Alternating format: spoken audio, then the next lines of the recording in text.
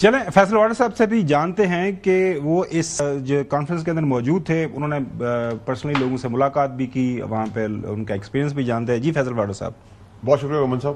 دیکھیے گومن صاحب، سب سے پہلے تو یہ کہ میں 3-4 ہفتوں سے باہر تھا، اور میں جب آیا اور یہ کنونشن اوورسیز میں نے دیکھا تو اس میں بہت ڈفرینٹ چیزیں مجھے دیکھنے کو ملی.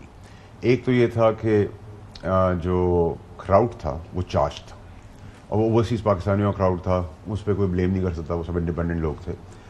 اور جو چیف تھے وہ بہت زیادہ ان کی pitch, command and control, charge اور انچارج، اس میں ان کا کانفیڈنس، ان کا اللہ تعالیٰ کے اوپر faith line, conviction, plan of action, figures, details, سب چیزیں آپ کو سپریم نظر آئی. اور سپریم آپ کو تب نظر آتی جب ایک آدمی کے پاس کنٹرول ہوتا ہے، اور وہ کنٹرول آپ کانفیڈنٹلی انہوں نے ڈسپلے بھی کیا. اس میں قرآنی آیتیں بھی آئیں، اس میں دنیاوی باتیں بھی ہوئی، اس پہ قانونی باتیں بھی ہوئیں.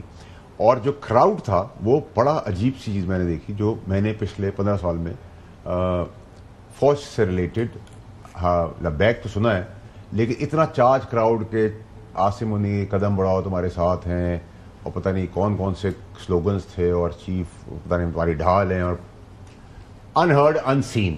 اتنا ایکسٹریم تھا کہ ان کو بار بار تھینک یو کر کے ان کو روکنا پڑ رہا تھا. اور جب وہ اٹھے اینڈ کر کے، تو جیسے آپ موویز میں دیکھتے ہیں کہ ایک اسٹارڈم ہوتا ہے، وہ کراؤڈ اوور ویلمنگ تھا، مطلب ایک بھیڑ ٹائپ کی تھی which I have never seen it before. اور اس میں نے ایک اور چیز یہ دیکھی کہ انفارچونیٹلی ہمارے پاس اس قسم کا کوئی پولیٹیکل لیڈر نہیں ہے، جس کو سوچتے ہوئے، اس کو بیٹھے ہوئے میں دکھ سے سوچ رہا تھا کہ کاش ہمارے پاس پولیٹیکل لیڈر بھی کوئی اسی پارٹی میں ہوتا جو قوم کو اس ڈائریکشن میں. اس میں ایک جو اہم پہلو ہے وہ یہ ہے گومن صاحب کہ جو پی ٹی آئی کے پاکستانی امریکن فنڈ کرنے والے لوگ تھے وہ اس کنونشن کا حصہ تھے، یہاں پہ موجود تھے، آئے ہوئے تھے. اور یہ پولیٹیکل پارٹی کے بیک اپ پہ نہیں آئے، نہ کسی پولیٹیکل پارٹی کو سپورٹ کرنے آئے، لیکن انہوں نے پی ٹی آئی کی سپورٹ ہٹا کر وہ چیف کے پیچھے سپورٹ کھڑی کر دی، کیونکہ ان کو یہ لگا کہ یہ ایک آدمی ہے جو ملک کو ٹریک پہ لا ہے. اس میں نے ایک اور چیز بھی آبزرو کی ہے، میں نے ان کیمرہ بریفنگ میں بھی آبزرو کی تھی، کہ شہباز شریف صاحب بھی بہت ہی اسمارٹ اور انٹیلیجنٹ آدمی ہے.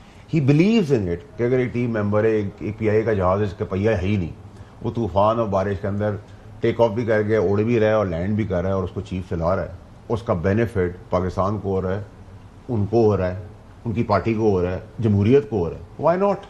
تو وہ بھی اتنی ہی اوور ویلمنگ طریقے سے اس کو انڈورس کر رہے تھے. ٹھیک ہے، نمبر 1. نمبر 2 یہ کہ جو میں نے دوسری چیز آبزرو کی وہ یہ کہ میں بڑا اسپیسیفک ہو کے بات کر رہا ہوں کہ پرائم منسٹر شہباز شریف صاحب اور چیف آف آرمی اسٹاف کل کی تاریخ تک تو یو لاکڈ تھے، ایموشنلی بھی، مورلی بھی، ایتھیکلی بھی، کانفیڈنٹلی بھی، اور ان ٹرمز آف ڈیموکریسی بھی.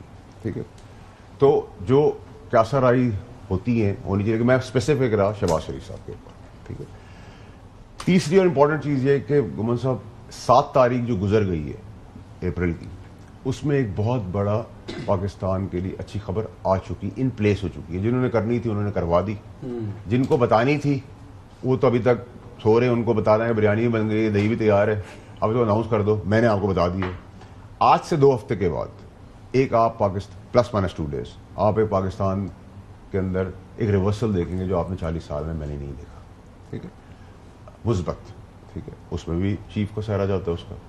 مئی کے مہینے میں آپ سب نے نظر رکھنی ہے، اور ہمارے استاد نے تو رکھنی ہے، وہ بھی ایک بہت اچھی خبر پاکستان کے لیے آ رہی ہے. اگین اس کا میرٹ بھی جاتا ہے اور اس کا کریڈٹ بھی جاتا ہے چیف کو. سو اگر چیف آپ کو ایک سینٹر پوائنٹ میں ایک ٹیم پاکستان کی طرح رونالڈو کی طرح گول کر کے دے رہے ہیں، اور ایک پی آئی اے کے بغیر ٹائر کے جہاز کو اڑا بھی رہے ہیں طوفان میں، اور چلا بھی رہے ہیں اور اتار بھی رہے ہیں، تو پھر ہمیں پھر شاید وہ کیوں ہونے کی ضرورت ہے؟ ہمیں شرماہٹ کس چیز کی ہے؟ پھر ہم بات مانیں